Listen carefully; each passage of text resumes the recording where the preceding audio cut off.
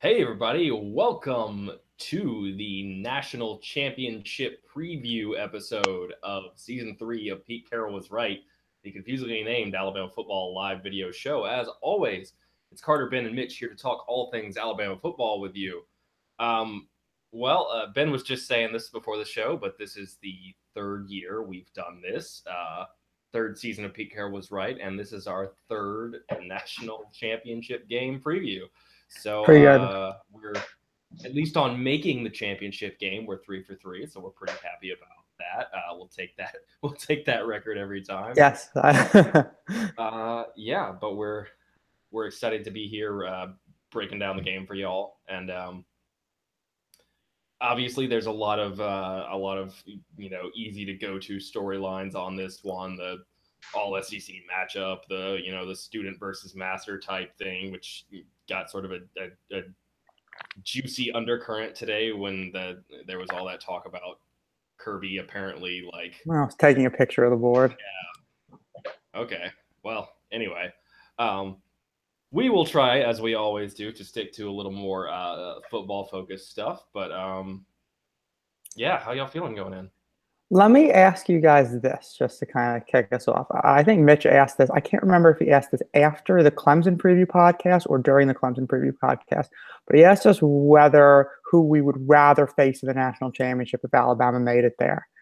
At the time, I said Georgia, and I understanding the weaknesses that Oklahoma has, I said Georgia simply because it's a more comfortable matchup for me going against the team that doesn't have the great, unstoppable offense with the great unstoppable quarterback and so on and so forth.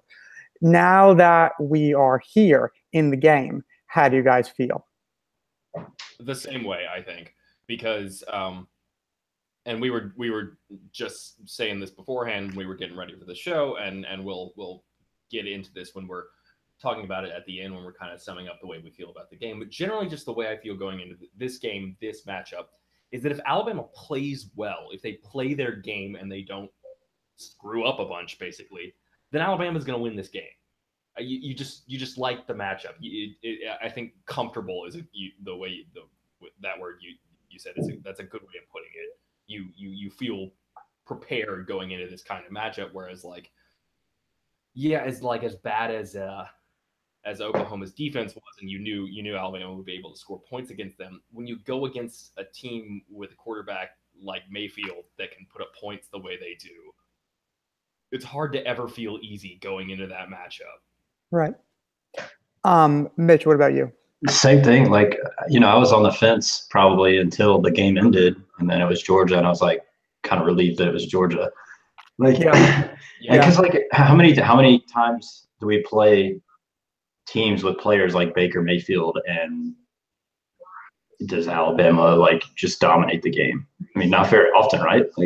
The game that it was going to remind me of, I think, was probably 2013 A&M.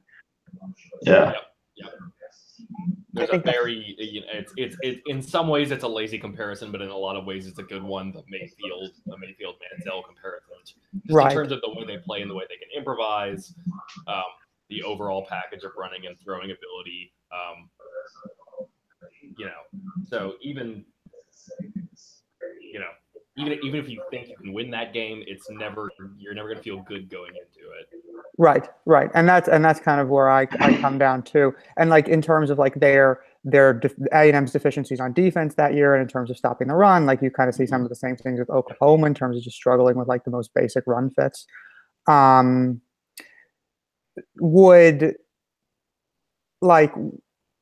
And that's even without Jennings, right? Because obviously Jennings' loss would probably have been felt less against Oklahoma, I think, than it would be against Georgia. But we're still kind of pushing the envelope to Georgia as opposed to, I'd probably agree with that. Yeah. Do you guys have any other general thoughts about the game before we kind of dig a little bit deeper into the matchups? The line's still what, 4? Yes, which feels right, I think. Yeah, I think so. In a game that promises to be low scoring, Alabama's the better team, so you throw them a few points and you kind of go from there. So Which side of the ball do we want to do first?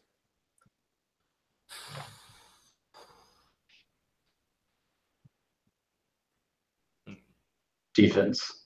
Alabama defense?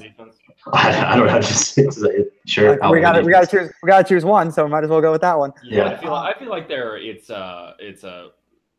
are plenty of things to talk about on either side. There's not one that's considerably more compelling than the other, so I think might as well just pick one and go with it.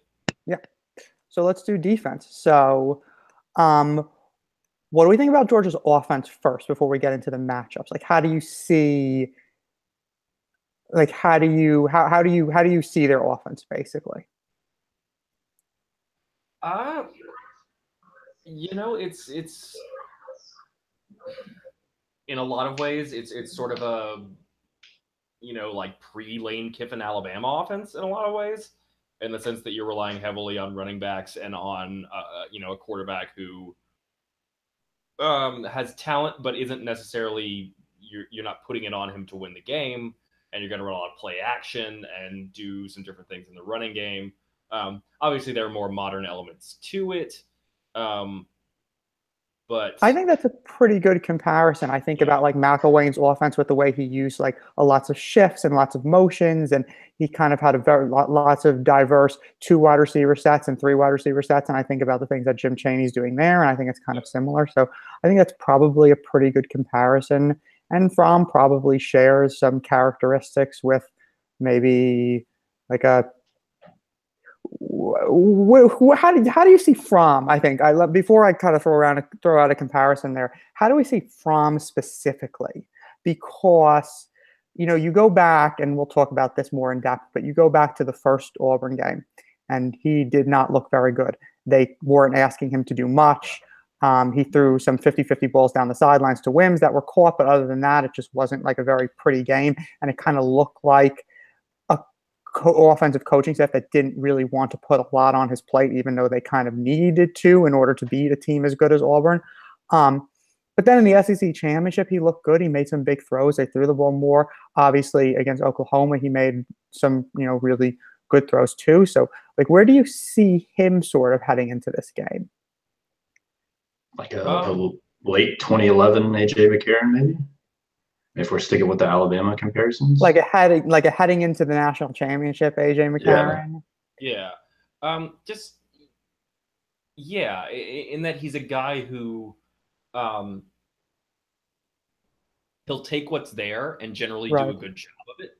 I mean, do you expect, and are they going to sort of put the game on his arm and just go out there winging it and ask him to win the game? Is he going to do that? Is he likely to be able to do that against Alabama? No. But he's more than capable of doing the things that they ask him to do. Right. And in terms of, whether, they like to throw a lot of fades down the sideline, a little, quick underneath routes, some shots off play action. Simple stuff. He does all that stuff pretty well. Yeah. So he's got a good arm too, right? I mean, he's the physical talents are there. It's not like it's not anywhere near what Eason's arm is, but it's enough. Right. So let me kind of transition there and ask you guys. So how much do we think that Georgia needs to throw the ball here to win the game? Because,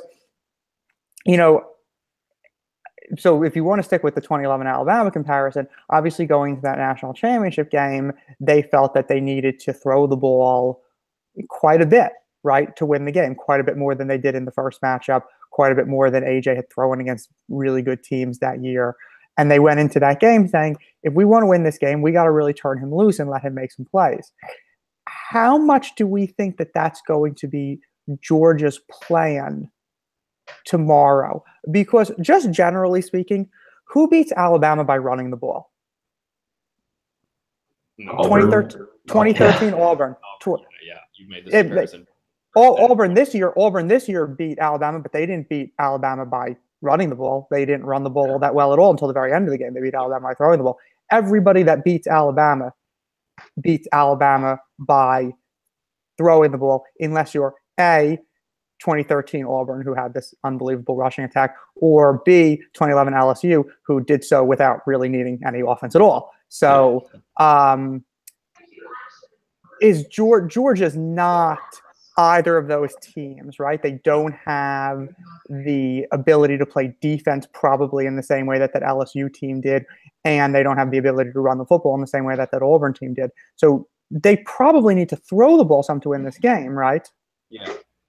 But then it's so I definitely think I would not be surprised to see them come out throwing the ball more on standard downs than they usually do in a very the 2011 national championship game comparison is a good one, I think, because I think you will see elements of that game plan. I think they almost have to, because they can't come out and just run the ball, what is it, 70% of the time on standard downs the way they do against most teams. And particularly because Georgia is such a I don't know, I should pull up their stat profile and look at it, but it feels like in big games from what I've watched, and there are some stats to back this up, but yeah, okay, so they're 20th in rushing success rate and 4th in explosiveness. They can be, especially against better defenses that are going to lower that success rate a bit. They are very boom or bust. Right. Like Nick Chubb had 14 carries, I think, against Oklahoma, and for somewhere between 150 and 200 yards, right? He had like 4 carries that were like 20 yards, 50, 45, blah, blah, blah. And then the rest of his carries, I don't think any of them went for more than 5 yards. Okay. And that was against Oklahoma.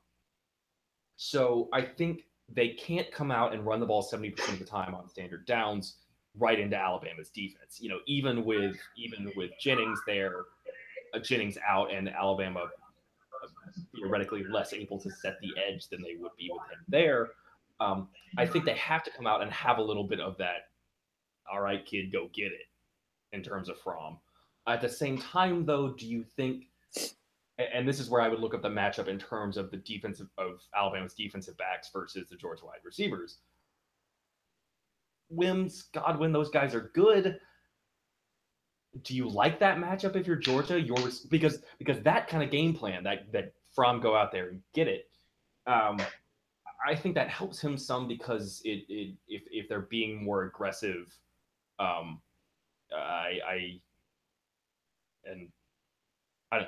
think it can work for him. But how do you? I think if you do that, you have to have your receivers being able to win one-on-one matchups versus the Alabama defensive backs. Think about Norwood going up and just going over Tyrann Mathieu repeatedly in the national championship game. Do you like that matchup for Georgia? Because I don't. I think their wide receivers are pretty similar to Clemson's in a way, right? Wims is kind of pretty similar to Kane, and then you've got the 2 smaller, quicker receivers in Hardman and I'm blanking. It's Godwin, right? Godwin, yeah, Godwin. And kind of similar to McLeod and Renfro. So it's like, they kind of are similar in that regard. You would look at that and you would say, okay, Wims will make some plays if the balls are well thrown, right? Like in terms of basically lots of fades. But I don't know if the other guys are going to be able to do much. I mean, we'll get to this more when we talk about how Alabama will defend them, but I would expect Alabama to play similarly to how they did against Clemson, a lot of real tight man coverage. And I don't think they're going to be too quick to want to concede anything underneath in the short passing game. So the question then becomes, are those guys going to be able to separate enough in order to make plays? And I don't really think that's the case. I think that they're like solid players, but I don't think that they're going to be able to have a lot of success against the Alabama defensive backs. Mitch, where do you come down as far as just going back to how much they need to throw the ball? Do they? So Carter's point basically is that they probably need to throw the ball a good bit, but at the same time, they don't love the matchups on the outsides. So what do you think in terms of what they're going to try to do in this game? Yeah, it's probably similar to what Clemson tried to do early on, like in their drives. So Clemson was really kind of run focused, right? Like run focused, short pass. Second down, maybe more second down. Okay.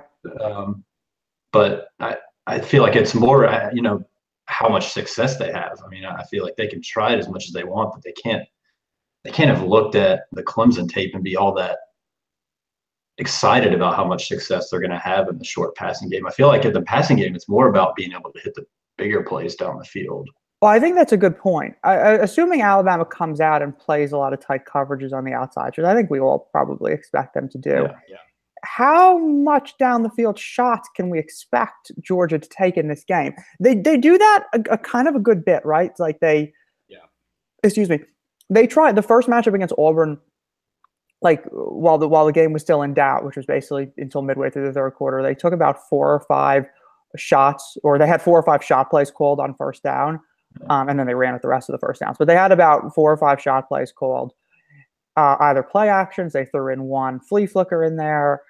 I think that maybe I would very much expect to see that on Monday or tomorrow, I should say. I think we're going to see a lot of opportunities, them try to take a lot of opportunities to hit plays more than 15 yards down the field. Yeah. I mean, and you almost have to, right? Because you have to expect that Alabama is gonna play really aggressively underneath. And so, unless you're just hoping for your backs breaking free, Alabama missing an assignment, which I don't think is a very wise thing to hope for. You have to do something to loosen up Alabama. I think they need to take a lot of shots and be aggressive. And I also think, I guess the way I would think to attack this game is to look at the last year, the 2016 SEC championship game, Alabama against Florida. Think about the way Jim McElwain attacked Alabama in that game with kind of a less talented quarterback. They did a lot of stuff where they were kind of getting creative with routes to the tight end, where you're slipping guys out and sort of doing weird things underneath with play action, and you have some like bootleg throwbacks and stuff like getting creative and trying to exploit how aggressively Alabama's playing underneath is the way I would think to attack. And I think Georgia's got the personnel and does the kind of things in terms of the fullbacks and the tight ends that they use and some of the formations and motions that they like to use. I think you can build something off that. I think that might be a place to go. Now, granted, like, how much of that stuff have you done already and how much can you install in the week? Right. I'm not sure that there's a ton of that stuff within what they've done to date, because it's more they just don't get the tight ends involved all that much in the passing game, I don't think. No, I think Nauta has the most receptions of any of their tight ends, and he's like he's got 9 catches on. Yeah. He and the other one both have 9 catches on 18 and 15 targets. So yeah, it like there may not be much time to install that sort of thing. That's just for me looking at the personnel Georgia has and the things that I think Alabama is going to do against them. That is how, Carter Spire's offensive coordinator would the kind of plays I would think to draw up. And I think there's a couple points here to be made. The first is that Clemson kind of showed us something, right? Which we already knew, but maybe they didn't quite know, or maybe like it wasn't quite appreciated before the game, which is that you cannot beat Alabama playing almost entirely within 5 yards of the line of scrimmage. It is just not possible. You are not going to have enough success moving the ball just because they are just too good. They just have too much talent in order to, if you're going to try to play in such a small space, you're just not going to be better than Alabama within that space. You need to make Alabama play. Like if you look at teams that have had success against Alabama, like an Ole Miss, for instance, one of the things they do great is that they use so much of the field with their offense. Same thing with Clemson when they had Watson. They just use lots of the field. They use almost the entire width of the field. They stretch the field vertically. But if you try to do what Clemson did, which is like maybe you use up to 10 yards past the line of scrimmage of the field, and Alabama can just squat on all that short stuff, there's just no way you're going to have success. So you would think that Georgia would have to do something different. But now you're sort of talking about doing some things that are a bit unconventional for them. And my question to you guys would be, if you're Georgia, do you feel like you have to get unconventional to win this game? Because like we'll get to the Alabama offense in a minute, but I think basically what we're going to say is that their offensive game plan is probably going to be pretty similar to what it was against Clemson, which is relatively conservative, play it safe, score enough points to win, and just kind of win like a low-scoring, ugly game in which nobody gets over 400 yards. But if you're Georgia, do you think you can do the same thing?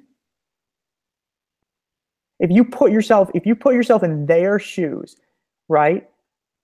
Like, what do you think you can do? Like, can you win that game? I don't think. I mean, and this goes along with what we talked about at the beginning of the show about feeling comfortable as an Alabama fan with this matchup. And I just like, does Georgia really think they can come in and beat Alabama to the edge to spring Chubb and Michelle for big plays? Do they think they can use shifts and motion and multiple tight ends and fullbacks to create numbers advantages where they've just got 4 guys on one side and Alabama doesn't have any? Like, do they expect that to happen? I think Kirby knows Nick well enough to expect that he's probably not going to be able to do either of those things. So I think in some ways you have to at least break tendency, right? There has to be some level where you're doing things that Alabama's not expecting you to do, because I think, in this, there are certainly plenty of differences between Clemson and Georgia, but I think Clemson probably shows you that that game plan that you've been working with all year probably isn't going to work against Alabama. Mitch, where do you come? Yeah, I mean, I don't think they can expect to get a lot of help from the Alabama offense. I mean, we talked about the offense's deficiencies in some area, but they take care of the ball pretty well. And if you want to play a field position game, we've got the better punter for it. I just don't think that. I mean, I feel like they have to get plays from somewhere. I mean, it could be like special teams. I mean, maybe they try a surprise onside kick or a fake punt or something to try and generate some unconventional yards. But yeah, I mean, I don't think they can just sit here and say we can just do what we always do and expect to win. Okay. So the consensus is sort of that they're going to need to sort of go a little bit outside of their norm. Okay. I'm not so like, but how big is the talent gap between these teams? Because that's something that I've kind of been wrestling with as I've been kind of mulling this game over. Like, is the talent gap really substantial as Alabama is used to in games? No. Because Georgia's recruited very well. Yeah, I mean, like even Rick's players too, and Kirby's players. So like, you have two teams that are kind of similar, right, in terms of their overall philosophies. Okay, the talent gap is Alabama certainly is the more talented team, but it's not substantial. Yeah, which probably means that Alabama has about, just all things being equal, 60% chance to win, maybe. Yeah. Two teams. It's not so much a talent differential thing as it is a scheme thing, right? Yeah. So if you take 2016 Clemson versus 2016 Alabama, was the talent gap there that great? No. Like, Alabama was more talented, but I would say the talent gap is probably similar, right? But Clemson, because of the nature of their offense, because their best player is Deshaun Watson, right, because their normal game plan is to let Deshaun Watson do his thing. They didn't have to change what they were doing, right? At least not general. Like, they can win, and did win, playing the way that they're used to playing. Right. But Jake Fromm is not Deshaun Watson, and that's not the way they play. So I think it's a lot like it's like Alabama LSU matchups from earlier in the decade, right? Like, the talent gap was never that great for Alabama, but it was always going to be difficult for LSU doing the things that they did and running their offense the way Les Miles wanted to. It was always going to be an uphill climb for them. Right. Like, they could still win, and in 2011 and 2010 they did. So like, if they play better than Alabama. If they execute really well and Alabama doesn't execute well, then they can win doing the things that they normally do. But assuming that the teams execute at reasonably similar levels, then I think the matchup just favors Alabama on this side of the ball at least. Okay. Let's talk more specifically about kind of play calling. So I went back today and I charted the plays from both Auburn games. I chose the Auburn games first of all because as I'll talk about in a bit, I thought that the way in which the play calling evolved was interesting and probably instructive as far as what they're going to do in the national championship. But also, Auburn is really the only defense that's even in the same ballpark as Alabama's in terms of the teams that Georgia's faced this year, right? Yep. Yep. The second best defense that they faced this year is probably who? Notre Dame, maybe? Florida. I mean, no, Florida's that good. Yeah. Yeah, I don't think Florida was even that good. I don't even know who else. South Carolina's defense was okay, I think. They didn't exactly. Auburn's is really the only one in the same strat. Right. Both in terms of a production standpoint and a talent standpoint, right? Like Auburn has some serious talent, especially along the defensive line. So I went back and I looked because I just thought that those games, both in terms of the way they called the games and in terms of the way the games played out, would be instructive as far as what they were going to be able to do against Alabama. Now, in the first game, they ran the ball a lot. They ran the ball. Carter, I think you had mentioned they run the ball on 70% of their standard downs, I believe, while the national average, I think, is like 62. So it was good for like the 16th heaviest standard down run team in the FBS. Basically, they like to run the ball a lot. And why wouldn't they? They have a true freshman quarterback and they have a whole bunch of great running backs. That usually means you run the ball. So they ran the ball a lot against Auburn. They ran the ball a lot on first down. They ran the ball a lot on second down, whether it was standard down or passing down. And they ran the ball up the middle, which is kind of their bread and butter. They ran a lot of inside zone up the middle. They could not block. They could not block Auburn at all. And the runs went nowhere. I think Chubb had 11 carries for 27 yards. I think Shoney Michel had 9 carries for 21 yards. Like they just had absolutely no shot to run the ball between the tackles. So before I get into how they adjusted in the second game, let's kind of bring it back to the national championship. Can they run the ball between the tackles against Alabama? No. Is this just a hard no? Hard no. Let me ask you guys a question. Let's say they ran the ball.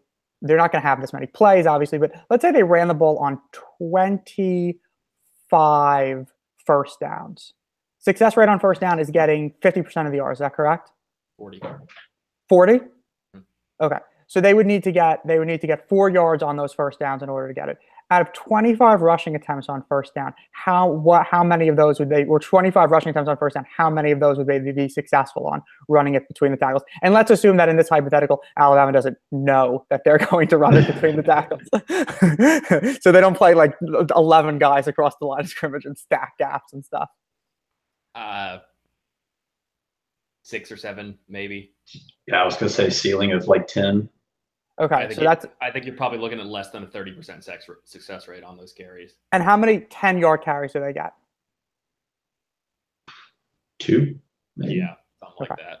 So if that's to be believed, then they can't run the ball at all between the tackles against Alabama. So that's kind of your one starting point, right? Probably for both teams. Yeah. That's kind of your one starting point. So like all year on standard downs generally, Alabama has a lot of success rate of 38.8%, and you have to figure that's probably higher for passing than it is for rushing, right? For sure. So, yeah, and also it now no Anthony Jennings really hurts here, but in other ways, Alabama's better equipped now on standard downs than they were previously, just because I think their defensive line is playing better than it has all year. Like you've got guys who are there's this interesting thing that's happening, I think, where your defensive linemen are like all kind of peaking at the right time. Yeah. Like Deron Payne's always great, but I feel like Isaiah Buggs and Raekwon Davis are really starting to play well, and Deshaun Hand too. I can't. Yeah, he's Deshaun right there. against Clemson. So I feel like, and now you've got like two healthy inside linebackers who are both really good players. So I feel like they're very well equipped to play well at the point of attack in this game. So I agree with that. So now fast forward back to the SEC championship game.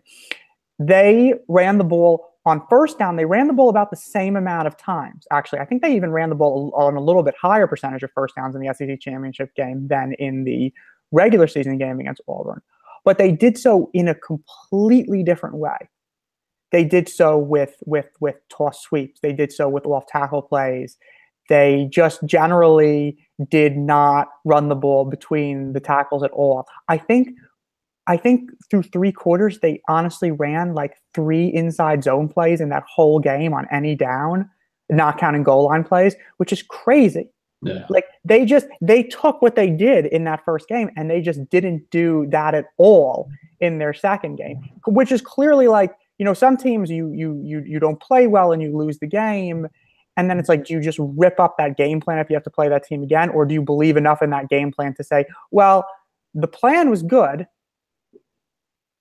we just didn't execute it, or didn't execute it enough, or had some things go against us that are kind of outside of the norm. But that clearly is not how they felt, right? Like clearly they felt that this was not a good plan. This plan sucked. We have to rip this plan up and do something completely different. So they attacked the perimeter. So 2 questions. Can they have success running to the perimeter against Alabama? And which they had more of against Auburn. But other teams did against Auburn too. Like Alabama had a lot of success running to the perimeter against Auburn. So can they have success running perimeter run plays against Alabama? And how often do they do that relative to their inside game, which is still outside of that Auburn game, kind of their bread and butter? Let's first talk about the matchups there, okay? Yeah. So the matchups with Alabama, with Auburn, with Georgia running the ball to the perimeter, the backs are really good. They got good vision. They're very talented. Chubb is so strong, very tough to tackle. Michelle's has good wiggle, very shifty. And the other back, Swift, who's played a little bit more lately, is also good. Alabama's better equipped to handle the perimeter run plays than Auburn, right? Alabama's linebackers are a lot faster sideline to sideline. I like Mac Wilson and Rashaan Evans chasing down plays to the edges of the field. Alabama's safeties are really good at filling in and playing force when they have to, and coming downhill, playing quarters and stuff like that. Like Ronnie, especially, obviously, we all know that. But also, Deontay Thompson looked pretty good against Clemson, coming in and making tackles. So how successful will they be running to the perimeter? Because at the same time, Alabama doesn't have Jennings anymore. And if you kind of want to like attack that side of the field, think that Alabama won't set the edge as well, so on and so forth, maybe you can have some success running the ball out there, or at least more success than you would between the tackles. Right. I think that's the key. It's not so much that you initially think you're going to do well running the ball on the outside, but you're probably going to have more success than you are running it inside. And so, like, think about, you made a good point about, like, when you're playing a team for the second time, it didn't go well the first time, do you say, well, if we had just played a little better, things would have worked, or no, that was a bad idea, we got to do whole new things. I don't think you go from running almost entirely inside zone to running almost no inside zone if you feel like a little better execution would have won it for you. I think that pretty well shows that they just didn't think they could block Auburn on the inside. Right. So if you don't think you can block Auburn on the inside, do you think you can block Alabama on the inside? Probably not, right? And I think that combined with Jennings being out, you at least in terms of your script at the beginning of the game, when you've got those first, drive, 2 drives, 15 plays, whatever it is, I think you're definitely going to look to, when you're running the ball, to get it to the perimeter and test the edges. Like, it's probably not going to go as well against Alabama as it did against Auburn, for the exact reasons you mentioned. Alabama's linebackers and defensive backs are much, much better, and in particular, much, much better against the run than Auburn's are. So yeah, I think you try that. Maybe it doesn't work, and maybe you end up later mixing in some more inside stuff, at least to keep Alabama a little more off balance. But I think at the beginning of the game, you're probably going to do a lot like you did in the SEC championship, and see if by going to the edges you can do a little bit a little bit better job of giving Chubb and Michelle room to run. I think so. I think there's a couple. I have a couple points to make. The first is that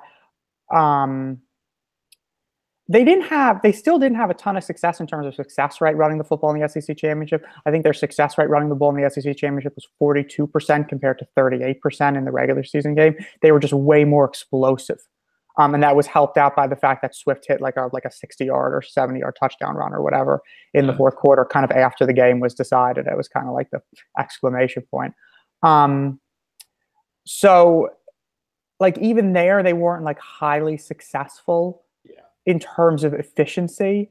So I'm not really sure that's going to help against Alabama. The other thing about that game is that, so Auburn loses, or Georgia loses to Auburn second weekend of November. They've got 2 more games left in the regular season. They're playing Kentucky and they're playing Georgia Tech. Those are 2 games that they're not going to lose. So they knew, right? They knew that they were going to be playing in the SEC championship, and they knew they were going to be playing either Auburn or Alabama in the SEC championship. You know, so you think like, okay, well, you kind of have a lot of time to prepare there, and you have a lot of time to put stuff together and, you know, hopefully prepare to do well against either of those teams. So I think I think clearly they did that really well. They found a lot of things that worked. So one of the interesting things that we can't really know is, what has the Georgia staff done over the last month to prepare for either Clemson or Alabama? Because the big challenge here, as Saban's talked about, is the fact that this is like kind of a really short turnaround. It's only like a 1-week turnaround. It's almost like another regular season game. So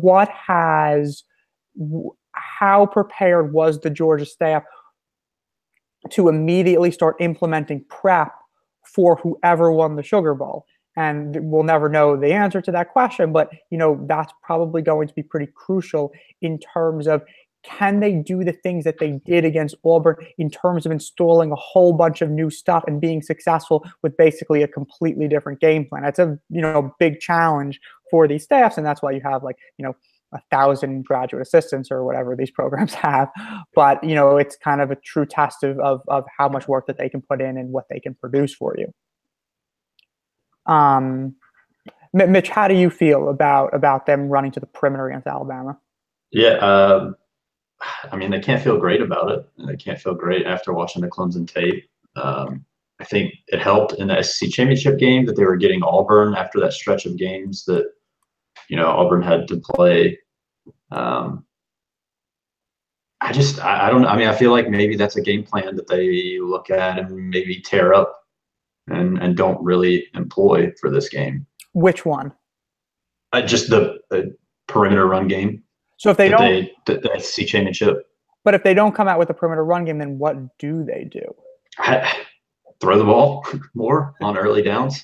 So how? Okay, yeah, so I mean, for me, talking about that, I expect them to move more to the perimeter and play like they did in the SEC championship game. It's not that you look at that and say like, "Oh, that's a great matchup. Let's run the ball to the perimeter." Right. It's just like, you know, the guy on the inside has a sledgehammer, and the right. guy on the outside has, you know, 2 regular hammers. Like, I guess you know, damned if you do, yeah. Damned if you do, a little less damned if you don't, you know. So, okay, so they ran the ball 62% of their first downs in the regular season game. They ran the ball 67% of their first downs in the SEC championship game. What percentage do they run against Alabama? Oh, I'm sorry, on first down? Yes, just on first downs. I mean, they probably want to get closer to 50-50. I mean, at least make Alabama kind of guess. I agree. Yeah, I mean, what standard like national average is like 60%, right? So Yes. I'd be pushing The closer national to, average, I'm sorry, national average is 60% for standard downs. I'm talking first down specifically. So I don't know what that is. It's I don't know what it is either. probably pretty close to that. yeah, I would think. I think you probably want to push closer to an average distribution there. I think you do want to at least you got to run like you can't like Fromm is not all of a sudden going to be this all-star. Like you can't just say Right. like he's got the game and we're just going to throw it 50 times. Like you can't do that. So I think you're still going to see them run the ball probably the majority of the time on first down. At very least that sets up play action, right? Right. Right. And like you always want to get like I mean those players are so good that like all they like Alabama's not going to bust much. They're not going to be out of position much, but a couple times a game probably. So like if you have the ball in those guys' hands, like a game that's going to be as low scoring and as much of a defensive struggle as this one's probably going to be, like a big play here, a big play there swings it. So like you still want to get the ball in those guys' hands, but yeah, I think you're going to push closer to a maybe 55, 45, 60, 40 rushing passing on first down here, just because you know you can't smack your head into a brick wall 75 out of 100 times. Yeah, it'll definitely be something pretty. That definitely is something interesting to watch. My gut says that they're still going to be over 60, at least in the first half. I don't think that they feel like they can put a lot on Fromm's plate and suddenly abandon what they've done all year. Because the other concern with kind of like abandoning what you've done all year is that if you do that, it suggests a lack of confidence to your players, I think. And that's another thing that kind of the coaching staff and Kirby has to balance here in terms of like, okay, we don't feel like this is going to be the most successful thing, but at the same point, we don't want to signal to our players that we don't really think that they can stand toe-to-toe with Alabama because we want them going out on that field feeling like they can stand toe-to-toe with Alabama. And suddenly if they come in and install like a sort of a wildly different game plan than what they've used all year, the players' ears are probably going to perk up and they'll be like, wait a second. Right. What does this tell me about what you guys think about our abilities to win this game? So I still think that they're going to run the ball a lot. I want to get into how Alabama's going to stop the run, but I wanted to talk really quickly once again about or move on to second downs, because the other big change that they made between the two Auburn matchups was that in the first Auburn matchup on second downs, both standard downs and passing downs, they ran the ball a lot. Again, it was mostly inside zone, but like they had like 11 second downs before garbage time in the first Auburn matchup, and they ran the ball on I think 9 of them. And then they had 12 second downs in the SEC championship, and they ran the ball on only 4 of them. So they threw the ball a lot on second downs. And I think that's one thing that we can definitely expect to be the same. I think that as soon as they get into second downs, unless it's like second and like 4, second and 3, like if it's second and 6 plus, they're going to throw that football like over and over and over again because they have to. Right, you can't just run again and put yourself in 3rd and 8 against this Alabama defense with Fromm a quarterback. Yeah, and I think that in turn Alabama is going to, and we already talked about this earlier, but is going to do everything that they can to take away the short stuff. They're going to squat on everything underneath. So the question then is whether Georgia feels like they can trust Fromm to hit plays 10 or 15 yards down the field. And I don't know if they feel that they can do that on a consistent basis. And if they don't, you know, Alabama has a real chance to put them in a box early in this game, because if they come out and try to run the ball on the perimeter and they don't have any success, and they come out trying to throw the ball kind of short and they don't have any success, they're not going to have a lot of places to turn. And that's what we saw against Clemson. It wasn't really the perimeter runs, but what happened early in that game was they wanted to do 2 things. They wanted to create efficiency. They wanted to be efficient by A, running the quarterback, and B, throwing short passes to stay ahead of the chains. They tried to do a lot of that early in the game. They had no success doing that whatsoever. And after that, they had no answers because the two big things that their offense was built around did not work. And after that doesn't work, there's not really a whole lot that you can do. You can't suddenly reinvent a new offense midway through the national semifinal game.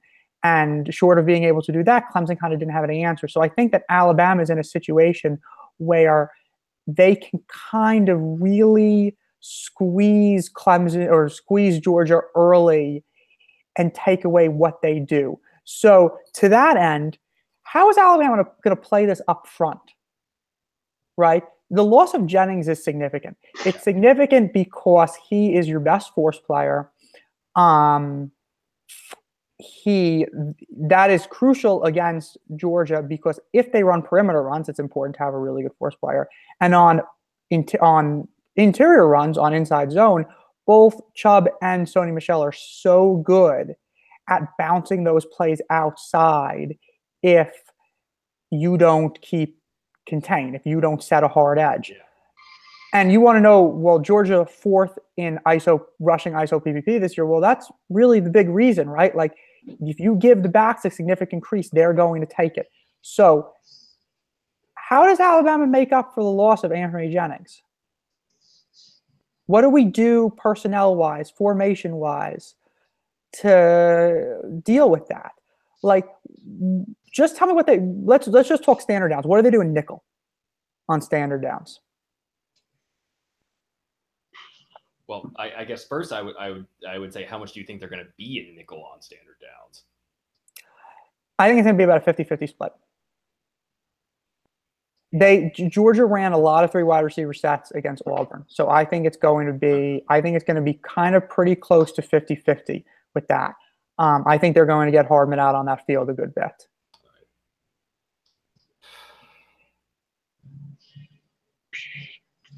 I mean, I sort of hinted at this last time, and I know y'all disagree to a certain extent, but I still like the idea of just playing a lot of single high looks and say, like, just daring Fromm to go up and beat you, right? Yeah. I'm gonna put my guys in bump and run on the outside.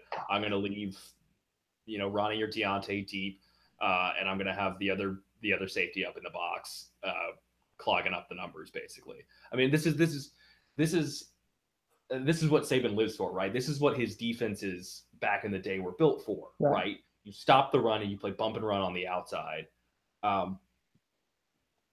And I like you two gap up front, right? And you plan on controlling the line of scrimmage and really expect your linebackers to make plays. This is a matchup that he doesn't normally get. Part of me sort of feels like that Saban is going to take this chance to sort of go back to his roots and play the way that he likes to play, that he is comfortable with playing. Right. So we think that either they're going to bring a safety down to help against the run, or they're going to bring a safety down to cover the slot, and they're going to have Minka help against the run. Yeah. Yeah.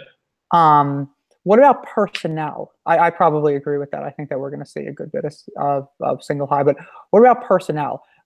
Probably in nickel, you're just going to throw one of the other outside linebackers in there, right? Just in place of Jennings and not do anything different. So we're probably talking like just throw Terrell Lewis in there, or just throw Christian Miller in there, or maybe even throw Jamie Mosley in there, but probably lean more toward the other two. What kind of job do we think that Terrell Lewis and Christian Miller can do in that role?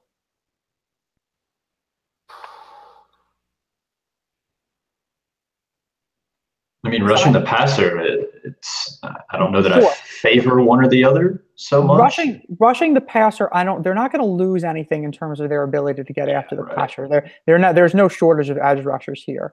But I think the bigger issue is running the ball, right? Like Georgia's going to want to get into these, even when they get into these 3 wide receiver sets, they're going to want to run the ball, especially if they think that they have a matchup advantage there with a 300-pound offensive tackle against like a 260-pound Terrell Lewis or a 250-pound Christian Miller. Like that's a potential problem, right, for Alabama. Yeah. Like can those guys hold up against the run? I worry about having Miller out there on standard downs. I do too. To set the edge. I do too. I haven't gone back and have you gone back and watched more of him on standard downs against either Florida State. Florida State or Clemson? Yeah, it wasn't pretty against Florida State. He got Miller. Miller. Okay, yeah, that kind of lines up with what I would expect. Yeah, Miller unfortunately got handled pretty good by offensive tackles in that game. And Jennings missed a lot of that game, right? So him and Terrell Lewis got a lot of reps in that game. So there was a lot of evidence to draw on from there. And he did not play well in that regard. So that kind of worries me. I think Terrell Lewis should get the first crack here at this. He's a good player, right? I mean, he is sort of very strong for someone his size. I think he disengages well from tackle, so I think that he should have a pretty good chance to play pretty well.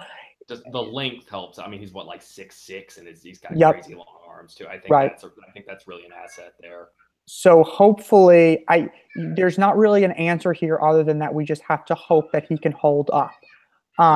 I guess if Alabama, I don't really think they're going to do this, but if it's not working and they get super desperate, they could maybe play 4 defensive linemen in nickel, but I do not think that they want to do that because I don't think they want to lessen their team speed in nickel to that degree. And then, you start to say, well, okay, if you don't want to do that, then you got to do some tricky things with scraping linebackers into gaps right before the snap to try to, protect one of your players. But if they have to start doing stuff like that, that's a problem. So the solution, and also then the more you're doing things where you're exchanging gaps and moving guys around and they're not playing sort of standard assignments, the more you make it likely that somebody is gonna bust, right? And that you're giving Georgia exactly what they want, which is a crease to make a big play through. These explosive run plays, yeah. So the solution on nickel is probably Terrell Lewis has got to play well. He's got to set the edge well. He's got to play well, and they have to help him out probably by having a defensive back in run support to help play force. Whether that's Ronnie Harrison or Minkah Fitzpatrick, it's probably going to be one of those two guys. And you could also, run blitz a little bit coming off the edge with Minkah. I think you're going to see some of that. So I think that's kind of how they're going to try to have to help them. If they had if they were a nickel and if they had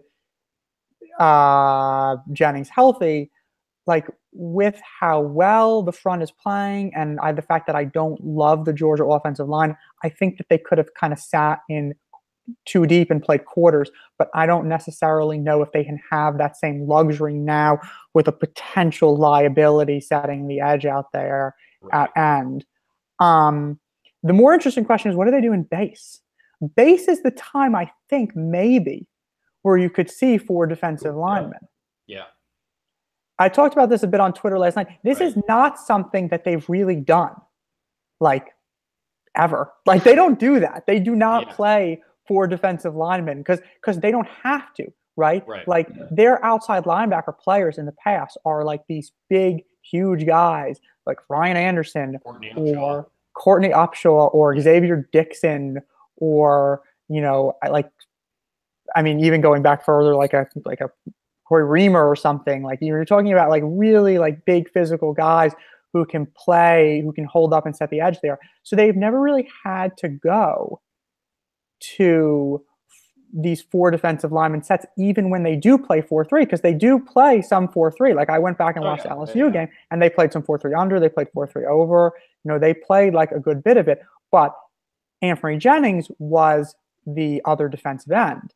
It was not an actual defensive end. So, but now with Jennings gone, and as a function of the fact that they're not really recruiting those type of big outside linebackers anymore, they're recruiting guys more in the Christian Miller and Terrell Lewis mode to combat these spread offenses. Yeah. Now that you lose one guy in Jennings and you don't really have somebody else that can fill that role. So will they play 4 defensive linemen? That's one of the things that I'm super interested to see about this game. And you have some guys who were not, because part and parcel of that is that you're no longer recruiting 280-pound outside linebackers, but you're also recruiting fewer true 5 technique defensive end. Right. You have guys like LeBron Ray and Deshaun Hand, who were a little bit smaller than Alabama used to play 6 or 7 years ago.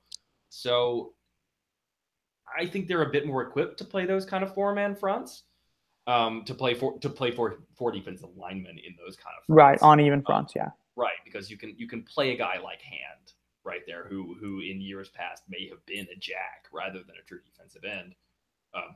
Well, actually, I don't know, how big is Hand. Is he more than 300 pounds? I would guess. My guess is no. Yeah, I didn't think so. Yeah, you're not having, I mean, Hand's played end, right? Like, he doesn't play inside. He doesn't play 3 tech. Like, he plays outside. Yeah. He plays 5 tech. Like, yeah, so he's listed at 6'4", 280. Yeah. So kind of the way it would break down if you wanted to play 4 defensive ends. Is LeBron Ray healthy though? Like, do we know that he's healthy for this game? Saban said he was available for Clemson. I don't know if he actually played or not. If he did, I never saw him on the field. So my presumption would be if he was available for Clemson, right, that he theoretically could play. Is he healthy enough to get a full snap complement? I have no idea. So what you have if you wanted to play 4 defensive linemen in this game, Hand is obviously one of the guys that is going to play defensive end. That's the position he's played all year. He's been really good. That's where he's going to play. His backup at defensive end when he comes out has been Quinn Williams. So Williams would probably be the other guy to bookend Hand, at least initially, if you're going to play 4 defensive linemen. And then you can rotate between the 3 of Payne, Davis, and Buggs inside. Now, if you didn't have both Hand and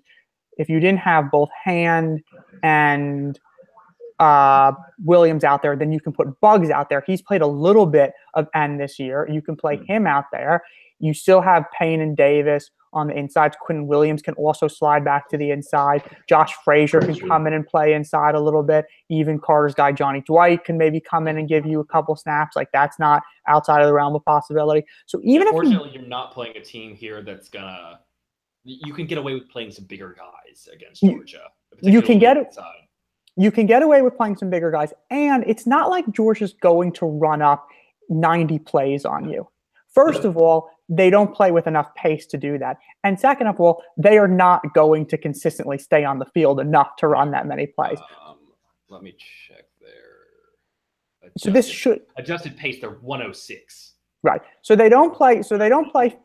Right. They could try to surprise Alabama, play with a little tempo, but it's not going to make a meaningful difference in terms of the amount of snaps that they get. Not consistently enough to get 90 snaps. Yeah. And then they're just not, like, unlike a Clemson or something, they're just not going to be able to stay on the field long enough in order to pile up all those snaps. Like, Clemson can play as fast as they want, like they did. And despite that, they had very few offensive snaps until the 4th quarter just because they couldn't stay on the field. And I think Georgia's probably going to have similar issues. So it's not going to be a super big test of your depth. So you could kind of dip in to your defensive line, play your defensive linemen like a little bit more because they're not going to have to be on the field for like 90 plays or something in this game. So I think that even if LeBron Ray isn't healthy, they probably have the guys to do that on a fair bit of snaps. I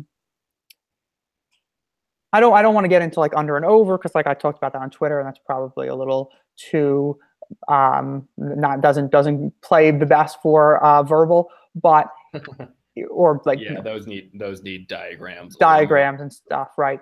Yeah. But if you did that, I think we all kind of think that they could get away with playing 4 defensive linemen in this game. Yeah. What if they play 3? If they just play some normal 3-4, that kind of becomes tricky, right? Because now you have to have 2. Right. Now, even if Anthony Jennings was healthy and you played 3-4, you were still going to have another one of the outside linebackers on the field, right? So even if Jennings was there, you're going to have Lewis or Miller. So they were probably prepared to do that anyway. Now you need 2 of them. Mm-hmm. So you could play Lewis and Miller, or you could put Jamie Mosley in. Jamie Mosley played okay for them. Like, I'm not super concerned. I don't think he's like a liability necessarily. Like, I don't think like he's a really good player, but I don't think that he's a liability. So I think that he could play force well enough. I expect that he will get a fair amount of snaps. I think that's the time. If you play if you come out and you play 3-4, I think that's the time to get him in the game. Yeah. And then put one of Lewis or Miller on the other side. Because what do you guys? Well, like in terms of when you're playing 3-4 and you're going with your classic defensive lineman set, I like Alabama's ability to control the gaps with the 3 defensive line. I like if you just have the sort of standard starters, if it's Payne at nose and then Davis at one end and Hand at the other. I like the ability of those guys to control the gaps. Me too. They will. So it becomes less necessary for the outside linebackers you have out there to really control offensive linemen in those kind of sets because you like the ability of those guys when they're 2 gapping to do that. But yeah, just in terms of the numbers you have to put out, I think you want to minimize having to play 2 of Miller and Lewis at any given time on standard downs. Agreed. Mitch, did you want to add anything about that specific matchup? Yeah, I mean, it creates issues if they want to start pulling offensive linemen, I guess. Sure. Yeah. Yeah. I don't know how often they actually do that. I'm trying to remember. I mean, they're more of a zone team, aren't they? Right. Much more of a zone team. Yeah. But again, though, like, against Auburn in that second game, they were pulling guys, on those more perimeter run plays. So I think that's a potential challenge here for Alabama, and that's kind of the biggest thing to watch. We probably should move on to the offense, but did you guys want to make like any specific predictions about how the defense is going to play in this game? Like, I'll kind of throw it out there. We already talked about this, but I don't think that they can block Alabama up front on running plays. I also think that some of the games that they ran up front against Clemson, just basically like the twists and stunts that they ran, I think that those can work against Georgia too. Georgia starts two freshmen on the right side of the line. I'm not super impressed by their center. So I think like a lot of like the kind of simple games that Alabama ran, like a lot of the simple 2-man games that Alabama ran up front against Clemson with their talent can be effective against Georgia, particularly on passing downs. So that's kind of a big thing that I'm looking for. And then I'm also looking for, and I think this is probably one of the big decisive factors in this game, is whether Fromm can push the ball down the field and make completions, over 10 or 15 yards. Yeah. I think the biggest, I think this is ultimately what it comes down to, and you were talking about this, is that I think this is just going to be one of those games where Alabama has a clear advantage, certainly on this side of the ball, and we'll to sort of preview for the offense. I like the matchup for Alabama in the trenches on the other side as well. Interesting. So I think Alabama has a very clear advantage, even with Jennings out, a very clear advantage at the line of scrimmage when Georgia has the ball. And I think that ultimately is going to make the difference on that side of the ball. Okay. Mitch, did you want to kind of throw in something about that? Yeah, I mean, they're pretty below average at protecting. They're like adjusted sack rate is like 70th or something in the country. I don't think that they're going to be able to do anything. Like, even in both of those Auburn games, their success rate on passing downs was really poor. It was 14% in the first game. It was 13% in the second game. There's no reason why that's going to be any better against Alabama. Yeah. I know that we made promises before the Iron Bowl about that, and it didn't end up happening. But we acquitted ourselves better in the Clemson game, and I would be so surprised if they were just making plays on passing downs, and if Alabama wasn't getting to the quarterback. I don't think that's going to happen. So now let's go into offense, and let's kind of start. Carter, you mentioned that you think that Alabama's going to have some success running the ball. Well, here's my thought, basically. Okay. Alabama was pretty good in the interior on their offensive line against Clemson's defensive front. Now, Georgia is very talented on front. They're not quite Clemson. No. Yeah. And yeah, Alabama is going to be a bit diminished because you have J.C. Hassenauer instead of Lester Cotton. But Hassenauer's good. Yeah. He filled in great for Ross Pierce-Baker. I think they're really lucky to have a sixth offensive lineman as good as he is. He doesn't have quite the same power that Pierce-Baker does. So maybe, I've said this before, I love Lester Cotton on gap stuff, on as a pulling guard, on power and counter. When he can use his athleticism. He just knocks somebody's head off when he does that. But I think they'll be fine up front with Hassenauer in there. So if Alabama's coaching staff felt comfortable running the ball on the inside against Clemson's defensive front, I think they're going to feel very comfortable, at least as comfortable running it against Georgia. It just comes down to sort of a comparative thing here. Like if Alabama's offensive line was better than expected against Clemson, then I like their ability to really hold their own up front against Georgia.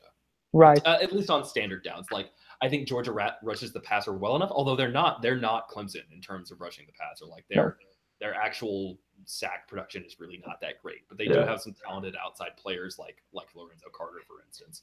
I don't feel great about Alabama's ability to have success on passing downs. But if they could do like they did, I think they have a real chance to do like they did in the first half against Clemson on offense and really stay ahead of the chains and be efficient running the ball inside on standard downs and staying ahead of the chains against Georgia. I wanted to make one point about the Lester Cotton thing. I was kind of surprised to see this, but if anybody who's listening wants a reason to kind of feel a little bit better about that, I think Travis Ryer, am I pronouncing his last name correctly? Yeah. The B guy. He tweeted out, and I'm assuming these are accurate, he tweeted out the coaching staff's grades for the offensive linemen from the Clemson game, and Lester Cotton had the lowest grade of the offensive linemen. That kind of surprised me a little bit, but I also don't doubt its accuracy. So, I don't think that Cotton is their worst offensive lineman. I think he's probably their second worst offensive lineman. But Matt Womack is good in the run game too. So I guess what I'm trying to say is that I do think that the Jennings loss is a lot more significant than the Lester Cotton loss, because I think that Cotton is a good player and Carter kind of outlined his positive qualities, but I don't think he's all that indispensable. And I also think that J.C. Hassenauer is a competent backup. Right. Yeah. And you don't have to change what you do. Exactly. There's no right. Yeah. You don't feel like you have to hide him or anything. Okay, so the right side of that line is going to have issues in pass pro, but you know what? They were going to have issues in pass pro with Cotton as well. That's doesn't change anything. Exactly. That doesn't change anything. They just generally have issues in pass pro because they're just not really great in pass pro. Yeah. But okay, so let's talk about the specific matchup, because probably. Well, what's Alabama's game plan here? I know we kind of teased this earlier when we talked about it probably being similar to what it was against Clemson, but is that what we definitely expect here? Yeah.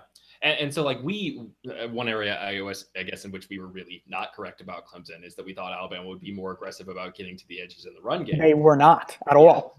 And it didn't have a lot of success when they tried to do that. Right. So here, I think a very good reason to expect that the game plan would be very similar is that, one, I think Georgia is probably even better at getting to the edges than Clemson. So do I. One guy by the name of Roquan Smith. Yeah, he is so. First of all, he's just so good overall. He is a great football player. I was thinking about this today actually because I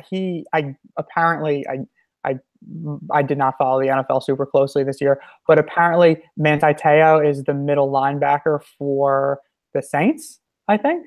I saw him playing middle linebacker for somebody today. Saints. It's the Saints. Saints, okay. Yeah. So I was thinking okay, so 5 years ago, Alabama was in the national championship game and they were going up against a very highly regarded inside linebacker. And I know I felt at the time, and I know a lot of Alabama fans felt the same at the time, that guy was kind of a little bit overrated. And Alabama's guy at the time, their middle linebacker, was the guy who was actually the better player. And that kind of proved to be true in that game. Manti really had a bad game. And obviously there were some other things surrounding that performance, which we don't. And also flashing to current NFL performance. Well, admittedly, Tejas team's in the playoff, and that Alabama middle linebacker is not, but that Alabama middle linebacker was also just named second team All Pro. So yes, yeah. But now, fast forward 5 years later to this game. This much. Roquan Smith is not overrated. No, no, he is so good. Really good. He's so good. Yeah, I'm not sure that there's a better middle linebacker in the country. Like, he is a great, great player. And he's so good sideline to sideline. Like, he's fast. He diagnoses plays so quickly. He's a really sure tackler. I don't think that Alabama can run the ball on the perimeter. I would much rather have him getting blocked by an offensive lineman climbing to the second level than by a wide receiver. Yeah. Or yes, I do not think that this is going to be the game to keep it between the tackles. And, look, if they kept it between the tackles against Clemson, they're going to keep it between the tackles against Oklahoma.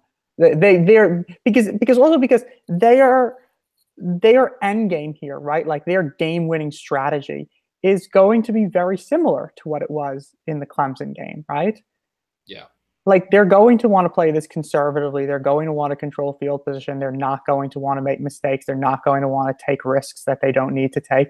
And they're going to want to win the game, by, 10 points or something. But like a low-scoring game where nobody gains over 400 yards. So they're going to run the ball between the tackles.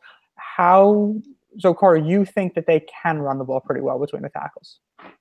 At least as well as they did against Clemson, I think. Okay. Mitch, what do you think about that?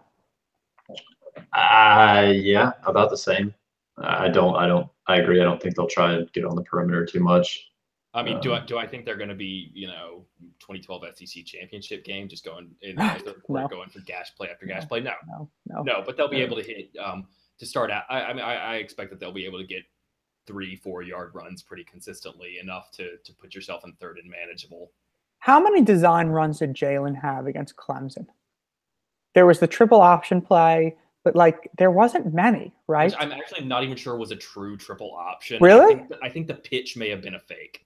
Oh, okay. I kind of saw that, and I thought that was a real triple up. That's interesting. It looked to me like the motion he made on the pitch was a, hey, look, I'm going to pitch it, rather than I'm actually reading, because usually there's even for a guy who tends to make those decisions as quickly as Jalen does, it was very it was very decisive. Very fast. But either way though, that was obviously a zone read regardless. Yeah, that was a zone read play. There was a few others. But there wasn't a lot, right? Like, Jalen clearly was not. Jalen missed probably a couple of chances to pull the ball on zone reads, but just generally, he wasn't a focal point of the run game. Maybe last game of the season, maybe he's more of a focal point here. Yeah, I can see it, where you sort of fear a linebacker a little bit more here. And then you might kind of like to do some things where they give you a numbers advantage again. And so, or that help the numbers in your favor, basically. Option plays and design quarterback runs are ways to do that. So I don't think there's any reason to minimize Jalen's role as a runner in this game. Yeah. So we think that they can have sort of similar levels of success, I guess, to what they had against Clemson, and that should be enough to win the game. We talked about, they made plenty of mistakes against Clemson. They really hurt themselves in terms of some opportunities in the first half, where they really could have put more points on the board than they did. So if they use a similar game plan and play a little cleaner, then I think that type of game plan will do plenty for them. Do we think that they're going to be any more aggressive in terms of trying to stretch the field vertically? So they didn't take a ton of shots against Clemson. I mean, they took a couple, but I wonder, you guys don't think that they'll be any more aggressive here trying to hit plays? I think they'll look for moments to be aggressive. I think if you get a turnover or they shank a punt or something like Right. that. You get an area where you get the ball starting a drive on like the 45-yard line or something like that. Then I think they'll be sort of selectively aggressive. I don't think it's going to be in the sense that Georgia is going to have to sort of make aggressiveness and taking shots a significant part of their game plan. I don't think it's going to be that. I think they'll look for opportunities where they can get chunk plays. But it's going to be a feel thing, I think, rather than okay, we want to take a shot here, we want to take a shot here, we want to take a shot here. Right. One thing that I did see was I think that they give up some explosive plays on passing downs defensively, and I know that Alabama actually hit some explosive plays on passing downs. So one thing that I was thinking maybe was that, like, you know, on these 3rd and longs or whatever, like they could just take shots. Worst case, you arm punt. I'd like to see a little bit of that. Yeah. They're very, and Georgia's pass rush is not what Clemson's is. So you figure you're probably going to have a little more time to get those let those plays develop and get those balls off than you were against Clemson. So yeah, I think that's chances are the worst thing that's going to happen is an incomplete pass and you punt the ball. So Kirby loves those A gap and double A gap blitzes, and obviously like Roquan Smith is super good at kind of like playing that role. So I am pretty worried about when Alabama drops back to pass, about the interior of the offensive line, like communicating correctly and picking up blitzes, and then the running back stepping up and picking up blitzes. I think that if Alabama doesn't turn the ball over, right? Like we've talked about this a whole bunch of times. Like Alabama doesn't turn the ball over, and they don't turn the ball, and they especially don't turn the ball over in big games. Like that's kind of like their calling card, right? They don't make mistakes, or they don't make mistakes on that level. I'm a little worried in this game about that, just because I see somebody like Roquan Smith as this really impressive playmaker, and I think that they have this way in which they can get pressure up the middle against you that might be able to create some risky plays here for Alabama. So that's something that I'm going to be watching pretty closely. I'm a little bit concerned about that, because all our sort of strategy for Alabama to win this game, similar to the strategy used against Clemson, starts to crumble if they start making mistakes, right? Like they can't turn the ball over. So, I mean, there's really nothing else to say about that, I guess, and besides just hopefully they don't do it. Yeah, and I mean, there's some things you can, if you're worried about that, for instance, that double A gap blitz on 3rd and long, you're worried about Roquan Smith making the play, then, just call a play where, if you want to take a shot still, you can try to get Calvin one-on-one to the outside and then roll out and say, chuck it deep if it's there, if not, throw it away. Yeah. Like you can build in some plays where it's like, if it's there, do it. If not, be safe. Even stepping out and taking a 1 or 2 yard loss is not the end of the world on a play like that even. So, do we think that this is the game? Now, Mitch, you asked us about you were bringing up in our text chat about the wide receivers, right? The freshman wide receivers. Do we think this is the game where maybe they finally get like the lion's share of the snaps? Probably not, right? No reason to think that they're going to go away from the things that they've done. Yeah. I really would like to see that. I'd like to see them get the majority of the snaps in this game. Especially since, didn't Jerry Jeudy like throw Georgia some locker room talk? I thought I heard that he said something about like Georgia doesn't have any DB that can hold us or something like that. Really? So, like, if the kid wants to talk, then like let him go back it up. I say. I would love to see. I would love to see guys like Jerry Jeudy and Henry Ruggs, and like I would love to see them being given a real opportunity in this game. I don't know. I don't think it's going to happen. Really. I wouldn't expect it. I would love to see it, but I don't expect it. Yeah. I do think that Kirby's going to do like a really good job taking Calvin out of the game. That's really my biggest concern on offense, is that I think Dable will do a good job moving him around, and that's one of the real interesting chess matches here going on. But like I really am worried about Kirby's ability and Mel Tucker's ability to scheme Calvin out of this game, and then if that happens, what that does to the Alabama passing game. And because of that, like in this matchup more than in other matchups, I do think it's important to get more talent in at the other wide receiver spots. Yeah, so I would love for them to put the freshmen in and do plays like I love the first down against Clemson when they threw a quick slant to Cam Sims.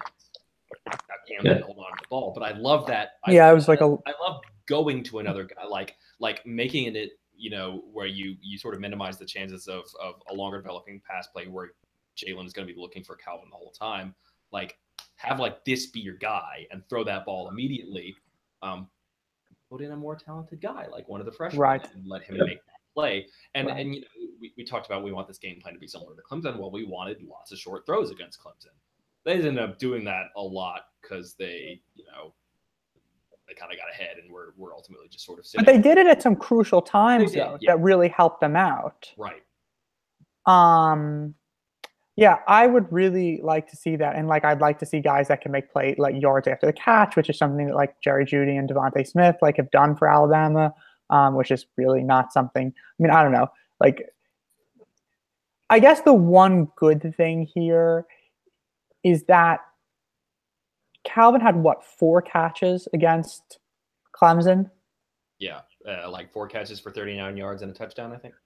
So they don't need Calvin to have a huge game. Right. They just need him to make a play here, a play there. Right. That's kind of the one thing is their ability to win this game is not super reliant on Calvin doing well. So if kind of concerns are realized and Georgia does a good job scheming him out of the game, then Alabama can still win. They could just use a few plays from other guys. Right. And I don't, Jalen gets a lot of blame for that, for the fact that it's all Calvin. But I'm not sure a lot of that is him. A lot of it is the fact, and I've talked about this with a fair number of people on Twitter, a lot of it is that they're just not getting much consistency from anyone besides Calvin. Right. With the receivers. And part of it, I wish they would play the freshmen more and give them more chances to make plays. But as much as Cam Sims and Robert Foster are out there, they have just not. No, they really haven't. They're not getting open as much, and they're not making the plays when they're there. Yeah. So and Jalen, I don't know. Jalen catches so much heat for it, and and I don't know. I also don't think that they're really doing a great job scheming those other guys into the game. Yeah. I just think it's it's an all around issue here that doesn't need to be rectified necessarily to win this game, but it would help if you just got a little more out of those guys. I'm not gonna hold my breath. What do we think about carries in this game? I would, if Josh Jacobs is healthy enough, I would like to see him get a fair amount. Do you want to see him get more than Bo?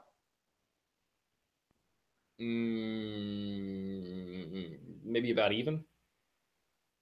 If he's fully healthy. The main thing is I just at this point, with Jacobs' health in question and Bo not being in, and also we talked about, they're gonna want to run inside. Exactly, which is really Damien's thing. So much better at it. Right. Yeah. So I think you want to get Damien lead back carries basically, and then, so 20.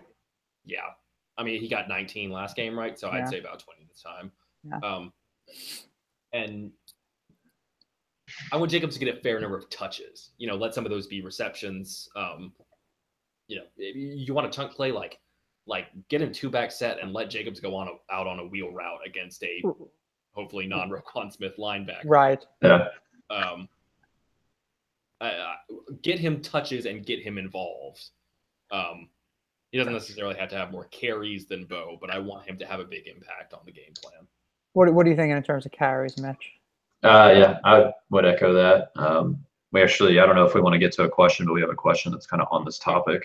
Sure. Bama fan 1815 asks, do y'all think Najee should take some of the reps from Bo, given kind of Bo's recent performances? So I would love to see what Najee could do in a more robust role next year, because I just I just don't think you do it here. I don't like it's just like, so he's taking away, like, how many carries do you give Najee? You want to, like, how many carries did Bo get against Clemson? 11, something like that.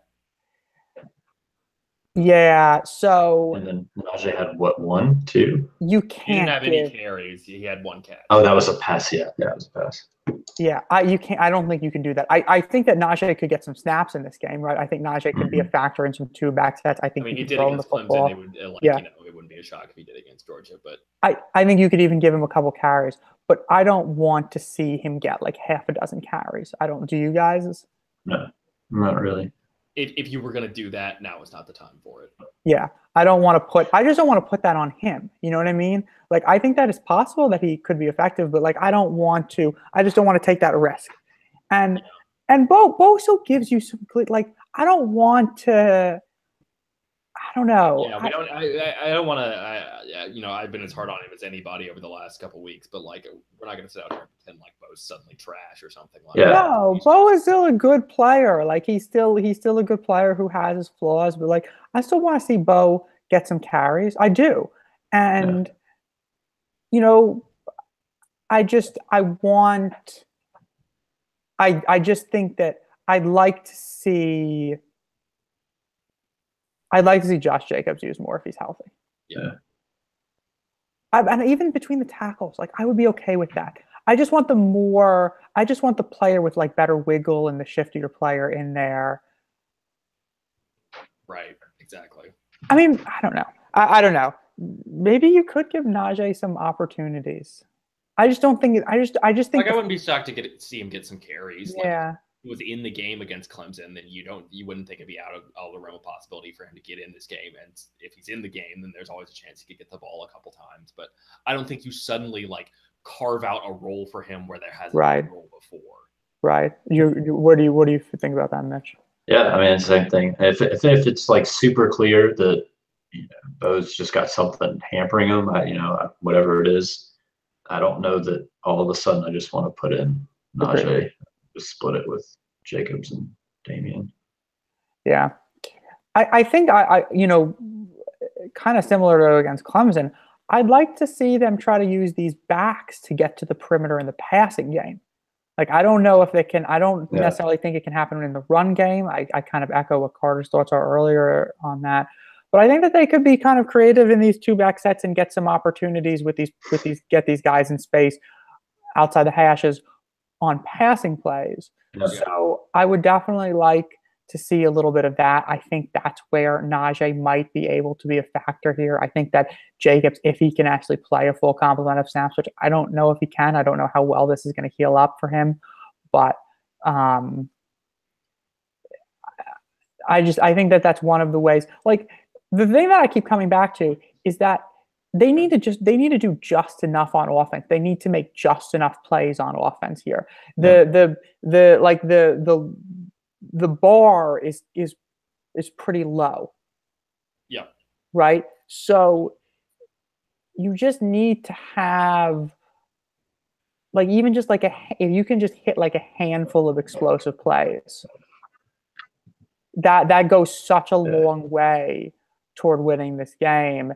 And I think that if you increase your chances of doing that, if your personnel groupings are as diverse as possible and are as explosive as possible, because if you just kind of stay more conventional, I think you want to be conservative, but I think you're just going to be plodding along too much to hit those explosive plays, which they're probably going to want to hit a few of those at least. Yeah. I don't, Special teams? What is that? Special teams. Oh, yeah. Special teams. Yeah. Just before we get there, just what do you guys think? How do you think Jalen's going to play? Just to cover that. Hopefully better than against Clemson. But they don't need him to be stellar. They really don't. Just be safe, be smart, hit guys when they're open, don't turn the ball over, and make a couple plays with your legs when they're there. Jalen's Clemson game, like he's so like that was not a good game for him, but he's so close. That game, he was also so close to playing like a much more effective game, right? Like if you give him literally the one play, the flea flicker to Calvin, if he hits that play, he still didn't play great, but all of a sudden the game is his performance is a whole lot more effective, and his production is right. A whole lot better, right? So like, I think that Jalen can just hit the open guys, don't turn the ball over, maybe be a little bit more aggressive in terms of pulling the ball in the zone read and trusting yourself to make some plays with your feet. It's just minor improvements. They can probably win if he plays. They can beat Georgia probably if he kind of puts forward the same performance, right? Yeah, but like he doesn't need to do a whole lot more to produce a whole lot more. Yeah. Like he's still close, you know. So I think, I mean, Georgia's going to be a tough test for him. He's not going to play like a great game, you know, but he could. I don't know. I think Jalen's going to.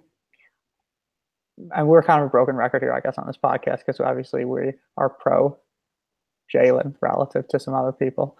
But I'm going to still have confidence that he's going to do enough to move this offense on Monday. I would say one thing kind of working in his favor is that he sees a similar defense like every day in practice to Georgia. Yeah. There's a comfort level. Right. I agree. I think there's something uncomfortable about the Clemson defense for him, maybe. I think that's probably why he struggled last year. I think that's why he struggled a little bit in the Sugar Bowl. They're just different than what he's used to. There's just guys in different positions. Like they just play like a kind of a different scheme than what he's experienced mostly. So I agree. I think that if you kind of get him in his comfort level playing against something that he has a lot of experience with, that could be very good for him. So special teams. Yeah. Sadly, this is not nearly the mismatch against Clemson. Although, so Blankenship is very good on both field goals and kickoffs. They're ninth in S&P Plus on field, or they're ninth in terms of field goal value per kick, which is the advanced metric they use for field goals. Second in kickoff success rate. They punt pretty well, not as well as Alabama does. 20th in punt success rate, and then they're in the 20s on both punt return success and kick return success. But they generally do everything well, and in terms of return, it's actually better than Alabama. Hardman is their main returner. He hasn't. I don't think he has any TDs or anything like that this year. So just to kind of take these one by one, the kicker is good at making kicks. Everybody makes kicks against Alabama. Yeah. The Clemson guy wasn't supposed to be any. Had made one field goal longer than 40 yards and he made two. Longer than 30 yards all year or something? I thought it was, I don't know. It was maybe like he had made two over 35 or something. Yeah. And then he comes out and he hits two. From just absolute ugly knuckles. Yeah, the worst case. Just like they played in Texas A&M 2 years ago, and whoever the Texas A&M kicker was not any good. And I remember the guy came out and he hit like a 55-yarder on a ball that couldn't have been more than 15 yards off the ground the entire time. It was wobbling around like a wounded duck. And it was like I'm telling you, I'd have to look this up, but I tell you, it was like 55 yards. And when that ball went through, it was just like, okay, guys just make kicks against Alabama. Like this is just kind of like, oh, well, it just happens. So, like, Blankenship's good. That's fine. I never expect a kicker to miss against Alabama anyway. Yep. And on their kickoffs, Alabama doesn't get anything from their kick returners anyway. Yeah. So, it's whatever. Alabama is terrible at returning kicks, I think, right? I don't know what the numbers say, but, like, they do nothing. Kick return success rate 105th. Yeah, that's absolutely to be expected. They might as well just take the touchback every time. That's all I want. And they really should. Like, they absolutely Yeah. should do that. So now on the other end of it, they hit punt return. No, what did you say about the punt returns? How is Clemson there? 26th. Georgia. Well, Georgia. I forget, yeah. 26th on punt return success rate. So pretty good. I'm not super concerned about that. I think Alabama does such a good job controlling. Now,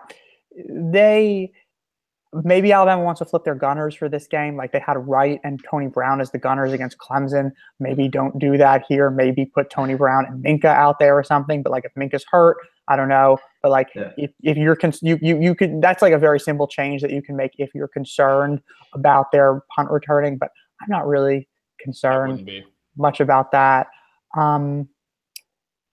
Alabama's coverage units on special teams this year have generally been excellent, and I don't see any reason to expect that a return is going to swing this game one way or the other. So their kickoffs were so good against Clemson, like right at the goal line, angled perfectly. They were so good, and I will take my chances with that again.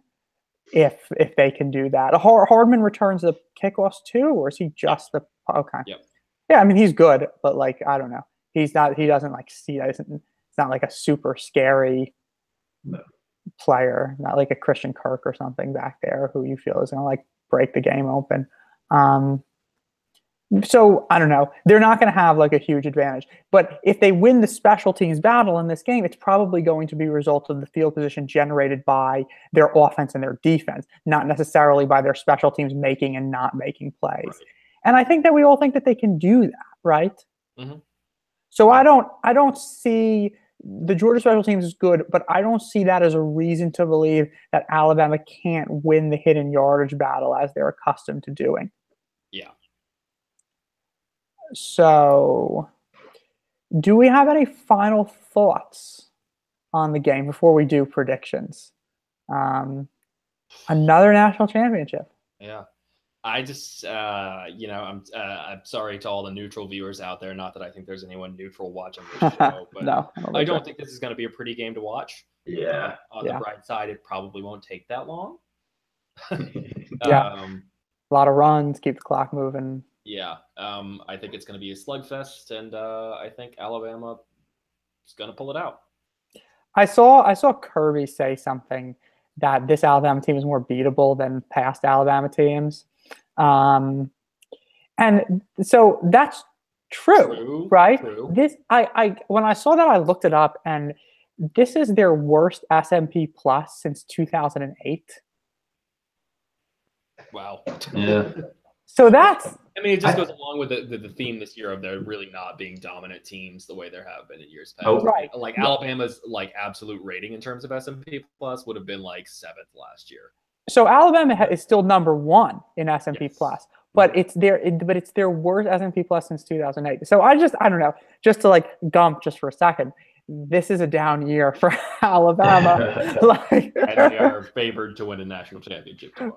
Right. So sorry. One of you should have been elite in a year when Alabama wasn't as elite as it. Yeah, I mean that's right. So that's lucky. Like, that's sort of lucky that there was no elite team this year. And this is like not even close to the team that Alabama was last year. Alabama's team last year, by the way, was. I was looking back at these. They are unbelievable according to S&P. 2016 Alabama would have been 15-0 and won every game by at least 14 points this year. Yeah. Like, their S&P plus margin was like 34 and change last year. Oh, it's nuts. Yeah. Like, I don't know if anybody else has ever, like, when's the last time somebody even broke 30, let alone like 34 and change? I mean, they were unbelievable last year. I can't even. I don't know. That's just it's ridiculous. Yeah, I will say on the S&P plus thing. I think that he changes the formula, and I'm not sure he goes back and. Okay, so it's not. Reapplies it to. And a couple years ago, I think he made big changes. So I don't know if the 2008 ratings or whatever are. Right. Okay. I still think this team's probably better than like the 08, 09. I would definitely take this team over the 08. 2010. It's so hard because like what they've tried, their intentions have evolved, right? Yeah. Like, is this team better relative to their competition than those teams? Probably, definitely better than the 08 team. Yeah. And then the 2010 team was like, 2010 team was good on It was a offense, weird though. year. Yeah, Yeah, it was a Very weird strange year. team. They were like at their best, they were fantastic, but they Yeah. laid a lot of eggs. Yeah, weird team. But this is, look, this is a really good Alabama team relative to the other teams. Not really good. Who knows? Like again, we saw like we talked about last time, like that Alabama defense we saw last week was what the Alabama defense could have been all year. Right. So if the defense was that all year, like, maybe we're not talking about this as maybe Alabama's rating is a little bit higher, and that's On a scale of 1 to 10, how concerned are you about not having Jennings in this game? with 10 being most concerned. Yes. 6, 7. I would have said 5. I guess I'm thinking of the scale in terms of like players that I would want to have lost. Where 10. I was thinking about that too the other day. Like, he's not quite like Deron Payne or Rashawn Evans or Minka or Ronnie, but like he's probably he's top 6 probably. Yeah. I would think, right? Yeah.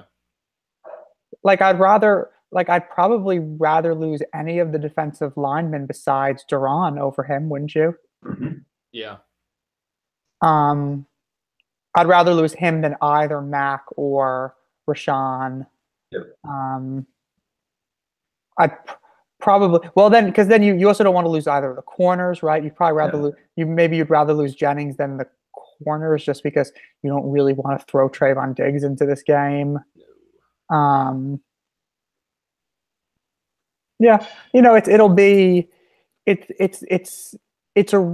the good news is that they have good players, right? Like it's not that they don't have good players to fill in for him. The talent is not an issue. It's just they're going to be playing in roles that they're not all that accustomed to, and there's always concern when you throw a guy into a situation like that. But this is an opportunity for somebody like Terrell Lewis, who is a really, really, really talented player. One of their most talented players. And I'm excited. I'm excited for him. I'm excited to see what he can do. Right. That's where I'm trying to put my focus on that issue in particular. As an opportunity for Lewis rather than sort of a crisis for Alabama's defense. Right. Predictions? Okay. Well, a couple people asked me on Twitter, so I'm gonna have to go with the same one I said there because I want to be consistent. I'm going to go with 20-10 Alabama. I think that this game is just going to be really similar to what it was against Clemson. I think that Alabama is going to make a few more plays outside the X's and O's than because I think Alabama has more explosive players on offense, and I think that is going to be a big difference in this game. And I don't think that the ways in which Georgia has been explosive so far this year is going to be able to materialize against Alabama. And because of that, I think that's going to be the big difference. I think Alabama will hit a couple explosive plays. I don't think Georgia will. I think for the most part, they're going to have trouble I think both teams are going to have some trouble staying ahead of the chains. So low scoring defensive game, Alabama by 10. Exact same in terms of how I feel about the game. Sort of, I've said those things kind of sprinkled throughout the show. So I'm going to say 24-13 Alabama. Yeah, we're always in the same range. I was thinking like 21-9, 21-13, something like that. I think I'll go 21-9. Okay. No touchdowns for Georgia. That'd be cool. Alabama goes a whole playoff without allowing a touchdown. That would be pretty awesome. That would be very well deserved for this defensive unit. So hopefully all that happens. All right. Well, that's what we've got to say about this game. We're looking forward to tomorrow night. Hopefully we will see y'all back next week for a celebratory show. And roll tide. Roll Tide. Roll Tide.